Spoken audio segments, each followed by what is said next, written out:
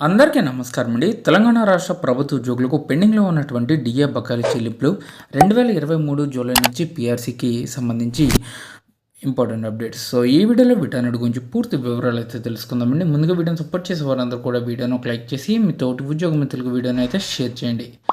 ఛానల్ని ఫస్ట్ ముందుగా విజిట్ చేసినట్లయితే తప్పనిసరిగా సబ్స్క్రైబ్ చేసుకుని పక్కన ఉండే బెల్ సింబల్ని యాక్టివేట్ చేసుకోండి. ఇప్పుడు ఆలస్యం చేయకుండా డీటెయిల్స్లోకి అయితే వెళ్ళిపోదాం. హామీలు అమలు చేయండి. రిటైర్మెంట్ వయసు పెంపు సరికాదు. ఎమ్మెల్సీ అలుగుబెల్లి నర్సిరెడ్డి.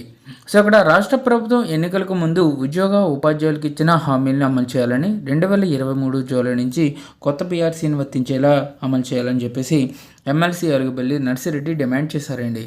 సో ఇక్కడ మెయిన్గా ఉపాధ్యాయుల సమస్యలు అయితే తెలుసుకున్నారు. అనంతరం ఎమ్మెల్సీ మాట్లాడుతూ ఉద్యోగులు రిటైర్మెంట్ వయసు పెంచాలనే ఆలోచన ఆర్థిక సమస్యలకు పరిష్కారం చూపదని తెలిపారు.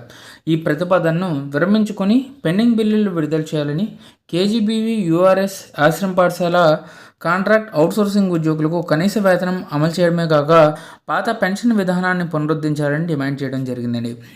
సో ఉద్యోగులకి సుమారుగా 5 పెండింగ్ డిఏలు అయితే ఉన్నాయండి. ఈ పెండింగ్లో ఉన్నటువంటి డిఏలను అయితే చెల్లించాలి.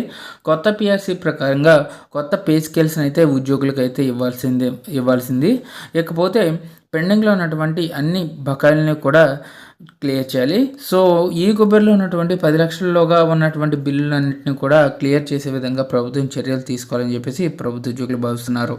సో ఈ విధంగా తెలంగాణ రాష్ట్ర ఎంప్లాయీస్కి సంబంధించి పెండింగ్ బిల్స్ క్లియర్ చేస్తే ఒక్కో ఉద్యోగి వారి యొక్క పే స్కేల్స్కి అనుగుణంగా 2 నుంచి 3 లక్షల వరకు వచ్చే అవకాశం ఉన్న నేపథ్యంలో త్వరగతిని బిల్లులన్నీ కూడా క్లియర్ చేయాలని ప్రభుత్వ ఉద్యోగులు భావిస్తున్నారు. సో ఇదండి వాళ్ళ ఎంప్లాయీస్ సంబంధించి వచ్చిన తాజా updates. For more updates subscribe to our channel. Thank you.